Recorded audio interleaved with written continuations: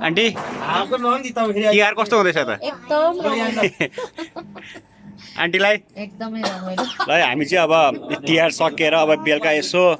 छठमा बसेर हामी रमाइलो गर्दैछौँ है ल ह्याप्पी तिहार है ल हेलो दाइ के छ ठिक छ नि दिनभरि तिहार मनायो होइन अब साँझ बसेर यसो हुक्का तानेर छठमा बसेर रमाइलो गर्दैछु हाम्रो मामा हुनुहुन्छ मामा घर परिवार आनन्दले ल है जुस खाऊ तिमी अब चाहिँ चट्ट बसेर अब हुक्का तान्नु पर्छ है अब चाहिँ खै यता त्यता छोरा अहिले चाहिँ यो बसी ल दुध हाल्ने केरा हाल्ने यो सेवा मिठो हुन्छ जे हाल्दिने भने अझ हामीले रक्सी हाल्नु जे खानु मन लाग्यो त्यही खाइदिनु रक्सी यो सट्टा कटर हालिदिनु पावा त त्यही यसमा चाहिँ गाँजो दिदिहाल्ने सल्लक्कै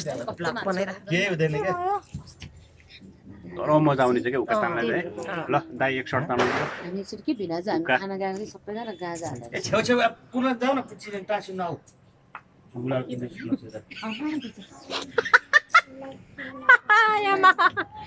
कान्छीले टेनी टेनी कहाँ गइदियो तान तान एकछिन चिस कागलाई बिस्तारै छोड्छ नि छोड्छ